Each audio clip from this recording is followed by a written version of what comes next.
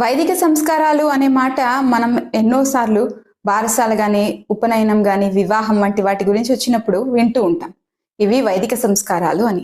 So అసలు సంస్కారం అంటే ఏమిటి? వీటిని వైదిక సంస్కారాలని ఎందుకన్నారు? వైదిక జీవనం అనే మాట కూడా మనం వింటూ ఉంటాం. అసలు జీవితం వైదికంగా ఉండడం అంటే ఏమిటి? ఇది అందరికీ వర్తిస్తుందా? లేకపోతే ఏదో కొద్ది మందికి మాత్రమే చెప్పబడిందా? వేదాలను గురించి చెప్పేటప్పుడు వేద మంత్రాలు అంటారు. వేదం మొత్తంలో కూడా మంత్రాలే ఉన్నాయా? వేద స్వరం గురించి లక్షణాధ్యయనంలో భాగమైన ప్రాతిశాఖ్య ద్వారా తెలుసుకోవచ్చన్న విషయాన్ని ఇంతకుముందు ఎపిసోడ్స్లో మనం తెలుసుకున్నాం. అయితే ఈ లక్షణాధ్యయనం ఎలా చేయాలి, ఎవరు చేయవచ్చు, ఈ విషయాలన్నింటినీ కూడా ఈరోజు మనం మన గురువుగారైన కూనపులి గణేష్ కార్తికేయ ఘనపాటి గారి ద్వారా తెలుసుకుందాం. సనాతనలకి స్వాగతం. సనాతన ధర్మ కేంద్రం కామేశ్వరి వాణి సమర్పిస్తున్న వేద విజ్ఞానం కార్యక్రమంలోని మరో ఎపిసోడ్ కు స్వాగతం. నమస్కారం గురుగారు. నమస్కారం అండి. వైదిక ప్రార్థనతో ఈనాటి కార్యక్రమాన్ని ప్రారంభిద్దాం గురుగారు. తప్పకుండా. ఓం శ్రీ గురుభ్యో నమః. హరి ఓం. అగ్నేనయ సుపథారాయే అస్మాన్ విశ్వాని దేవ వయునాని విద్వాన్ యుయోధ్యస్మజ్జుహురాణమేనో భూయిష్ఠాంతే నమ ఉక్తిం విధేమ. పాశేక్షుచాపౌ మధుపూర్ణపాత్రం వరాంకుశం పుష్పశరం వరం చ కరైర్దధానామరుణాం త్రినేత్రాం కామేశ్వరీం నిత్యం భజామి. హరి ఓం. ఈనాటి ఎపిసోడ్ లో ముందుగా బారసాల, ఉపనయనం, వివాహం వంటి వాటిని వైదిక సంస్కారాలని అంటారు కదా గురుగారు. అయితే అసలు సంస్కారం అంటే ఏమిటి? వైదిక అనే శబ్దానికి గల అర్థంతో పాటు వీటన్నిటిని వైదిక సంస్కారాలని ఎందుకంటారో తెలియజేయగలరు గురుగారు. మొదటగా సంస్కారం అనే పదం మనం విరివిగా వాడుతూ ఉంటాము. మనిషిలో సంస్కారం అంటే మాటలో సంస్కారం, లేదు ప్రవర్తనలో సంస్కారం, ఇటువంటి పదాలు, ఇటువంటి విషయాల్లో మనం ఆ సంస్కారం అనేటువంటి పదాన్ని వాడుతూ ఉంటాం. సంస్కారం అంటే ఏంటి? ఈ సంస్కారం అనే పదానికి నిర్వచనం దోష అపనయనం గుణ ఆధానం. అంటే దీనికి లక్షణం అన్నమాట. ఏంటి? ఒక వస్తువులో లేదా ఒక మనిషిలో ఉన్న లోపాలను తొలగించి లేని మంచి గుణాలను జోడించడమే సంస్కారం. ఓకే. ఉదాహరణకి భూమిలో దొరికే ముడి బంగారం ఉందనుకోండి, దానిలో చాలా మలినాలు ఉంటాయి, రాళ్ళు అన్నిటితో కలిసే ఉంటుంది. అది కూడా దానికి సంస్కారం ఏంటి? అగ్నిలో వ్రేల్చడం. అగ్నిలో కాలితే ఆ బంగారం శుద్ధి అవుతుంది. ఓకే. సో అప్పుడు మనం వాటిని ఆభరణాలు చేసుకొని ధరించుకుంటాం. అలాగే ఇక్కడ కూడా ఇటువంటి సంస్కారాల చేత ఆ మనిషిలో ఉన్నటువంటి మనస్సు కానీ లేదా ఒక వస్తువు కానీ శుద్ధి అయ్యి అది ధర్మానికి ఉపయోగపడుతుంది అనమాట. సో వైదిక సంస్కారాలు అని ఎందుకంటారు? వైదిక అనేటువంటి పదానికి అర్థం ఏంటి? వేదస్య ఇదం వైదికం అంటే వేదానికి సంబంధించింది, వేదం మూలంగా కలది ఏదైతే ఉందో అది వైదికం. ఎందుకు వైదిక సంస్కారాలు? బారసాల, నామకరణం, చౌలం, ఉపనయనం, వివాహం ఇటువంటివి కేవలం వేడుకలు కాదు. వేదంలో చెప్పబడిన కల్పసూత్రాల ప్రకారం ఇవి చేయబడుతున్నాయి అన్నమాట. ఆ మంత్ర శక్తి ద్వారా ఆయా దశలలో ఆ వ్యక్తికి శుద్ధి జరుగుతుంది మనస్సు. తద్వారా అతను ఈ ధర్మానికి, సమాజానికి ఉపయోగపడే అవకాశం ఉంటుంది. సో ఇటువంటి వైదిక సంస్కారాలని మనం సంస్కారంగానే చూడాలి, కానీ వేడుకలుగా కానీ లేకపోతే ఫోటో షూట్లుగా కానీ చూడడం అప్రశస్తమైనటువంటి విషయం. ఓకే గురుగారు. తర్వాత మనము సాధారణంగా వైదిక జీవనం అనే మాట వింటూ ఉంటాం కదా. అసలు జీవితం వైదికంగా ఉండడం అంటే ఏమిటి? అలాగే ఇది ఎవరికి వర్తిస్తుంది గురుగారు? ఇందాక మనం వైదిక సంస్కారాలు అన్నప్పుడే ఈ వైదిక అనేటువంటి దాని గురించి తెలుసుకున్నాం. వేదం మూలంగా కలది, అక్కడేమో సంస్కారం, ఇక్కడ జీవనం. అంటే ఏంటి? వైదిక జీవనం అంటే కేవలం సంప్రదాయమైనటువంటి దుస్తులు ధరించడం, బొట్టు పెట్టుకోవడం, ఏదో వేషభూషణల యందు మాత్రమే కాదు, ఉమ్, వేదం మనకి ఏదైతే మనిషికి నిర్దేశించిన ధర్మం ఉందో దాన్ని ఉమ్, పాటించడం వైదిక జీవనం. ఉదాహరణకి మనం క్రితం ఎపిసోడ్ లో చెప్పుకున్నటువంటి ఉపనిషత్తుల విషయంలో సత్యం ఉమ్, వద, ధర్మంచర, ఇటువంటి ఏదైతే వేదవాక్యాలు ఉన్నాయో ఉమ్, వాటిని అవలంబించడమే వైదిక జీవనం. ఇది ఒక ఉమ్, మతానికి సంబంధించింది, లేకపోతే ఒక జాతికి సంబంధించింది కానే కాదు, మనిషికే కాదు, ఈ ఎటువంటి జీవికైనా సత్యంగా ఉండడం, ధర్మంగా ఉండడం అనేది ఒక ఫండమెంటల్ లా. ఓకే. తప్పక దీన్ని ఆచరించవలసిందే. ఆ, ఇంకా సత్యం వద ధర్మం చరాన్ని మాత్రమే కాదు, హింస చేయకుండా ఉండడం కానీ, లేదు పరోపకారం చేయడం కానీ, ఇటువంటి ఏవైతే ఆ, వేదం మనకి కొన్ని వాక్యాల్లో తెలిపిందో వీటిని అనుసరిస్తూ జీవించడమే వైదిక జీవనం. నిత్యం సంధ్యావందనం చేయడం, అగ్నికార్యం చేయడం, ఆ, బ్రాహ్మీ ముహూర్తంలో లేవడం, ఇటువంటి ఆహార నియమాలను పాటించడం, ఇది మొత్తం వైదిక జీవనం కిందకే వస్తుంది. సో ఉమ్, దీనివల్ల ఆ, అనేక రకాల ఆరోగ్యమైనటువంటి, లేకపోతే మానసికమైనటువంటి, శారీరకమైనటువంటి ఆ, మంచి ఫలితాలు మనం చెప్పకుండానే మనకి కనిపిస్తూనే ఉంటాయి. దీనివల్ల ఓకే. ఈ ఫలితం వస్తుంది అనే ఫలశ్రుతి వేదం చెప్పదు. ఖచ్చితంగా దాన్ని ఆచరించడం వలన మనం ఆనందంగానే ఉంటాం. సో ఇది ఇంకా ఎవరికి వర్తిస్తుంది అన్నదానికి, ఆ, కొన్ని వేదంలో చెప్పిన కొన్ని కర్మలు కొందరు చేయడానికి అర్హులు కదా. సో అవును. వారు నిత్యం సంధ్యావందనం చేయడం కానీ, లేకపోతే అగ్నిహోత్రాలు చేసుకోవడం కానీ, ఇటువంటివి కొంతవరకు కొంతమందికి వర్తిస్తాయి. సహజంగా కొంచెం విస్తృతంగా చూస్తే కనుక సత్యం వద ధర్మంచర ఇది మానవాళి మొత్తానికి సంబంధించిన విషయం కాబట్టి ఇది సమస్త ప్రపంచంలో ఉన్నటువంటి అందరికీ కూడా ఈ వైదిక జీవనం అనేటువంటిది వర్తిస్తుంది. అందరూ దీనికి అర్హులే. తప్పకే దీన్ని మనం సాధ్యమైనంత వరకు పాటిస్తూ ఉండాలి, తద్వారా ఓకే. లోకక్షేమం. అదే. ఓకే. అయితే ఏంటంటే వైదికంగా అంటే ఇదేదో కేవలం ఒక ఉమ్, బ్రాహ్మణులకనో వాళ్ళకనో కాదు, ఎవరికెవరికి వేదం ఎలా బ్రతకమని చెప్పిందో వాటన్నిటినీ పాటిస్తూ జీవితాన్ని గడపడమే వైదికంగా బతకడం అంటే. అవును అంతే కదా అవును. గురుగారు? అంటే ఓకే. ఇక్కడ కూడా మనం అర్ఘ్యప్రదానం ఇవ్వాలి అని ఉందండి. ఎవరు ఉమ్, అర్ఘ్యప్రదానం ఇవ్వాలి? అందరూ అర్ఘ్యప్రదానం ఇవ్వాలి. ఉమ్, ఉమ్, కేవలం ఉపనయనమైనటువంటి బ్రాహ్మణులు మాత్రమే కాదు, అవును.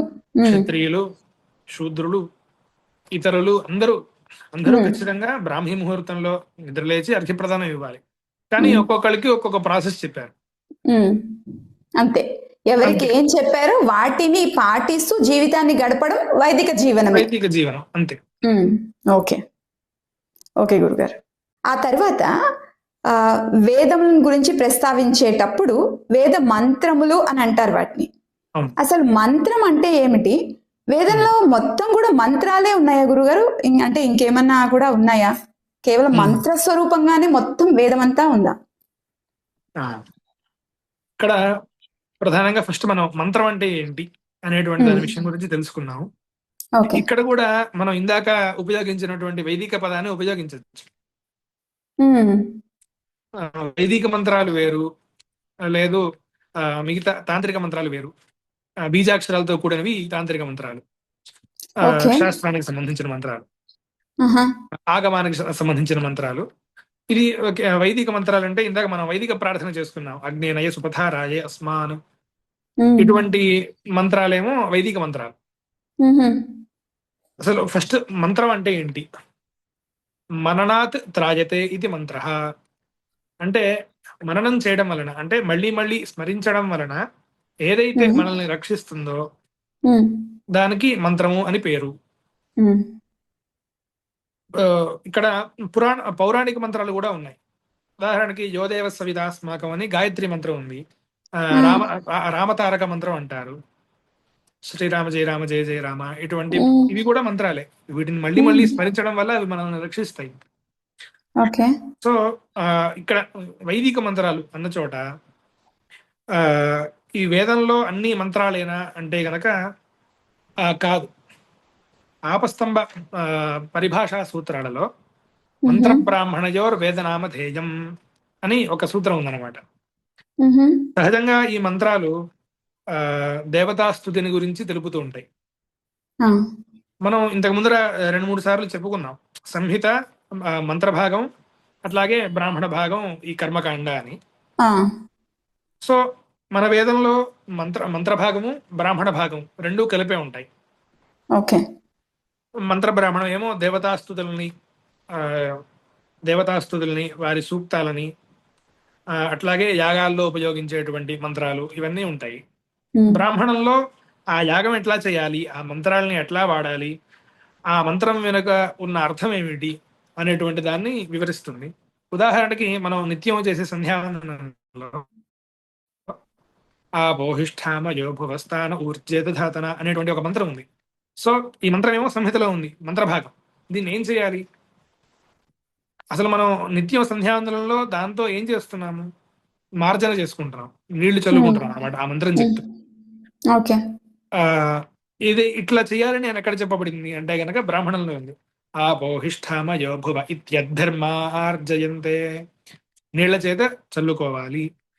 ఎందుకు? మ్హూ. ఆ పోవై సర్వా దేవతా, నీరు సర్వదేవతా స్వరూపము, మ్, దేవతాభిరేవాత్మానం పవయంతే. అటువంటి ఆ దేవతా శక్తి ఉన్నటువంటి ఆ నీరు చేత మనం మన యొక్క ఆత్మ అంటే మన శరీరం పవయంతే, పవిత్రం అవుతుంది మ్. అనేటువంటి ఈ విషయాన్ని బ్రాహ్మణ భాగంలో చెప్పబడింది. ఓకే. సో మన వేదంలో మంత్రము అట్లాగే బ్రాహ్మణము ఈ రెండూ కలిపి ఉంటాయి, కేవలం మంత్రం మాత్రమే ఉండదు మ్. అనేటువంటిది ఇక్కడ మనకి స్పష్టం అవుతోంది. అట్లాగే మంత్ర భాగాన్ని మనం ఈ ఎట్లా వినియోగించుకోవాలి అనేటువంటి ఉదాహరణతో సహా మనం ఇప్పుడు తెలుసుకున్నాం. ఈ విధంగా మన వేదం మంత్ర బ్రాహ్మణ సహితంగా ఉంటుంది. బాగుంది గురుగారు.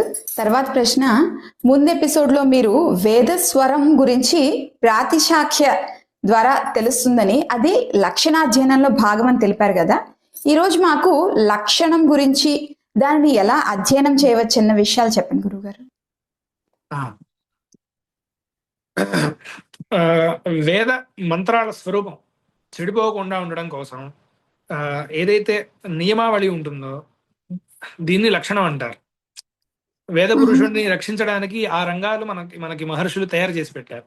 శిక్ష, వ్యాకరణం, అవును. ఛందస్సు, నిరుక్తం, జ్యోతిషం, కల్పం అని. కల్పం. దీంట్లో ఈ ప్రాతిశాఖ్య అనేది శిక్షా శాస్త్రం కింద వస్తుంది అనమాట. ఓకే. శిక్షాఘ్రాణంతు వేదస్య, ఈ శిక్ష అనేది ఊపిరి వంటిది వేదానికి. ఓకే. ఇది లేకపోతే గనక ఆ మన మంత్రంలో ఆ ప్రాణం ఉండదు. ఏదైతే స్వరాలు చెడిపోకుండా ఉండడం, ఎందుకంటే ఈ స్వరాలు చెడ్డం వలన మంత్రం యొక్క అర్థం మారిపోవడం, తద్వారా విపరీతమైనటువంటి ఫలితాలు రావడం, ఇవన్నీ జరుగుతూ ఉంటాయి. సో ఆ ఆ శిక్ష అనే శాస్త్రం కిందకి ఈ శాఖ అనేది వస్తుంది. ప్రతి శాఖకి ఆ పదాలు ఎట్లా విడదీయాలి, స్వరాలు ఎట్లా పలకాలి, సంధులు ఎట్లా చేయాలి అనేటువంటి నియమావళి ఈ ప్రాతిశాఖ్య అనేటువంటి గ్రంథంలో ఉంటుంది. ఇది ప్రతి శాఖకి విడిగా ఉంటుంది. ఉదాహరణకి తైత్తిరీయ ప్రాతిశాఖ్య వేరు, అట్లాగే శాఖల ఓకే. శాఖ ప్రాతిశాఖ్య వేరు, ఋగ్వేద ప్రాతిశాఖ్య వేరు, ఈ విధంగా ఉంటూ ఉంటుంది అనమాట. ఇది లక్షణ గ్రంథాల్లో ఈ ప్రాతిశాఖ్య అనేటువంటిది ఒక గ్రంథం. ఇంకా చాలా గ్రంథాలు ఉన్నాయి. ఓకే. వ్యాస శిక్ష అని, వర్ణక్రమం, కౌండిన్య శిక్ష అని, ఈ విధంగా చాలా శిక్షలు మనకి ఈ శిక్షా శాస్త్రంలో ఉన్నాయి. అయితే దీన్ని అధ్యయనం చేసే విధానం ప్రధానంగా గురువు గారి దగ్గర మంత్రాధ్యయనం, ఏదైతే వేద అధ్యయనం ఉందో దాన్ని పూర్తి చేసి ఆ తర్వాత పదక్రమాలు అధ్యయనం చేసి ఆ తర్వాత ఈ ఫార్ములాస్ తెలుసుకోవడం కానీ, ఈ నియమాలను తెలుసుకోవడం కానీ ఖచ్చితంగా చేయవలసినదే. క్రమాంతం అధ్యయనం అయిపోయిందని, లేకపోతే ఘనాంతం అధ్యయనం అయిపోయిందని కానీ అధ్యయనాన్ని వదిలేయకుండా ఖచ్చితంగా లక్షణ అధ్యయనం చేస్తే గానీ మనకి తెలియదు. దీనికి ఉదాహరణ ఏంటంటే, ఇప్పుడు వరి పంట ఉందనుకోండి, దానికి ఒక కంచె వేయడం ఎంత ముఖ్యమో, ఈ ఈ వేద అధ్యయనానికి లక్షణం అనేటువంటిది ఒక కంచె వంటిది. తద్వారా ఈ నీరు బయటకు పోకుండా రక్షణ, వేదానికి ఇది ఒక రక్షణ వంటిది. తద్వారా విపరీతమైనటువంటి స్వరాలు చెప్పకుండా ఉంటాము. ఒకవేళ మనకి పొరపాటున విపరీతమైన స్వరం వచ్చినప్పటికీ ఎందుకు వచ్చింది, ఎందుకు రాలేదు అనేటువంటి విచారణ మనం చేసుకోగలిగేటువంటి శక్తి మనకు ఉంటుంది. ఓకే. ఈ అధ్యయనం ద్వారా. ఉమ్. సో మనం తప్పులు దొరలకుండా ఉండడం కోసం ఇదొక ముఖ్యమైనటువంటి గ్రంథం.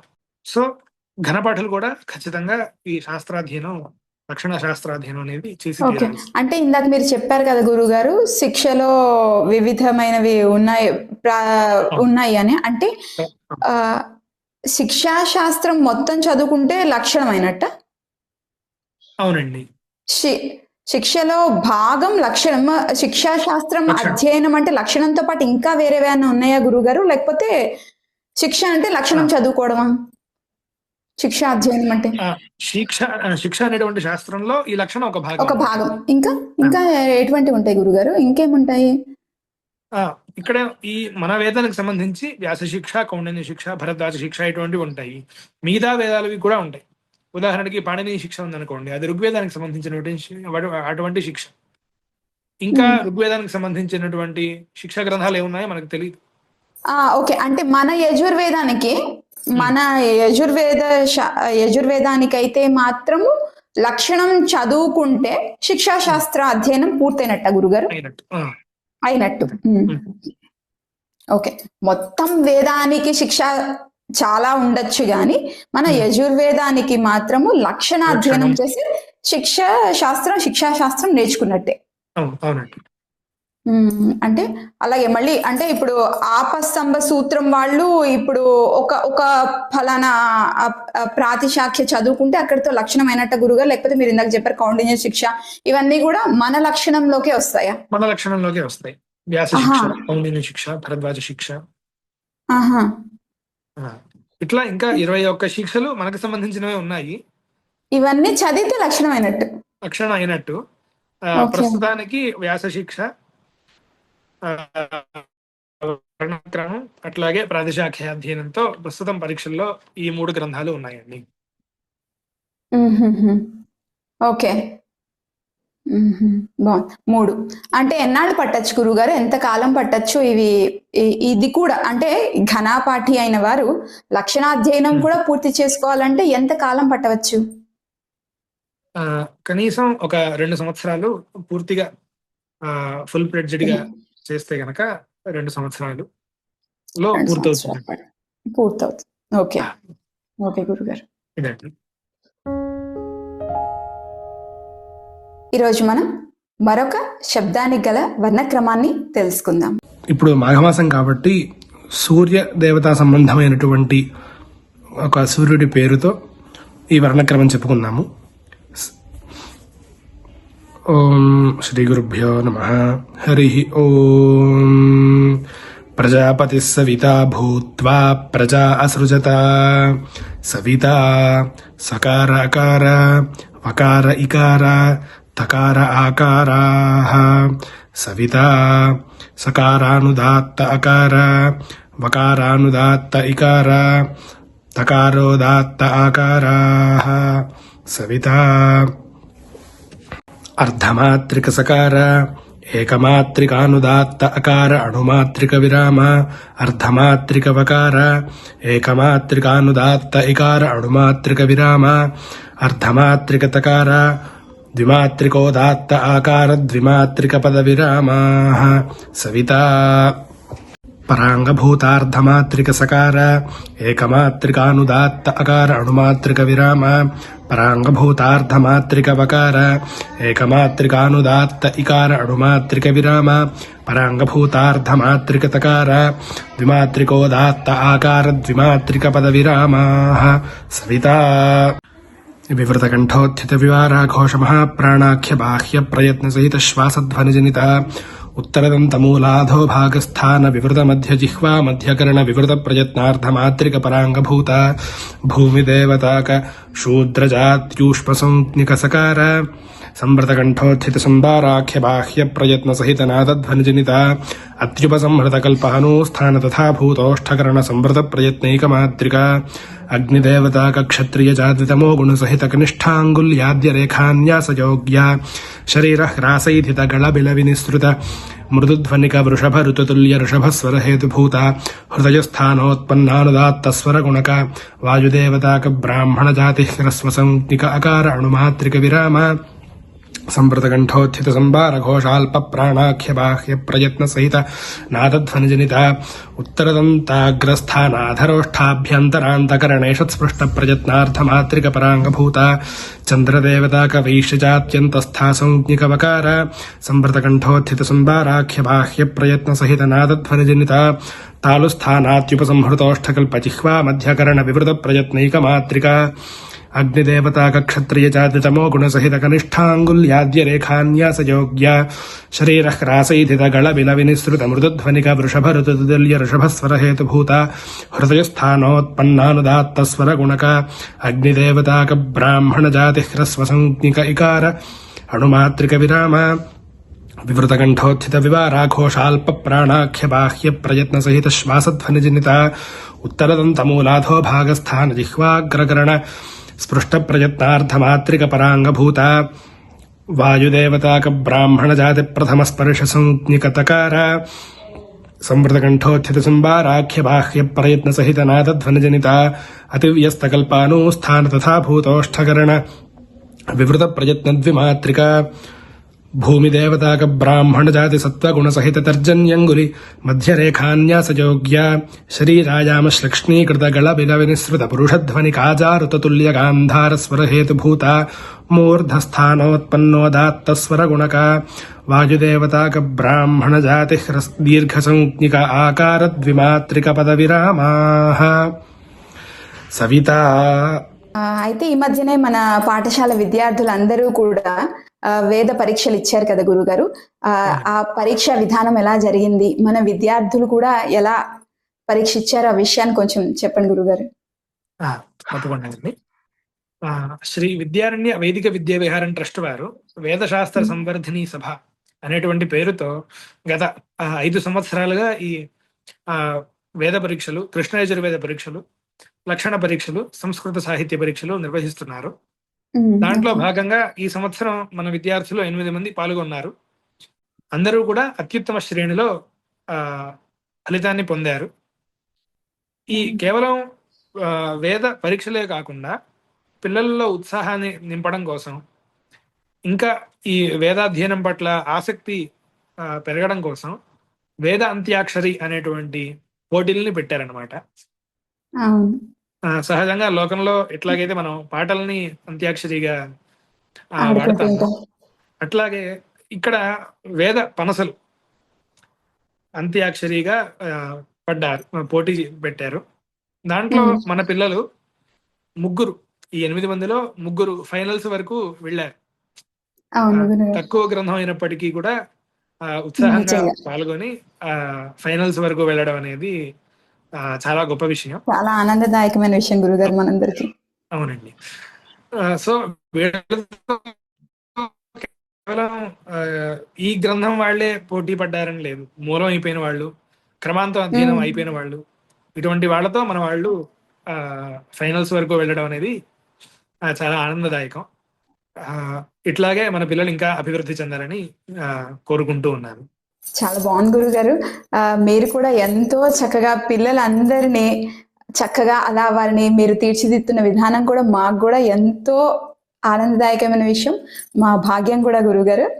చాలా సంతోషం గురుగారు. మరలా ఇంకొక ఎపిసోడ్ ద్వారా మీ నుంచి మరిన్ని విషయాలను తెలుసుకునే ప్రయత్నం చేస్తాం గురుగారు. ధన్యవాదాలు.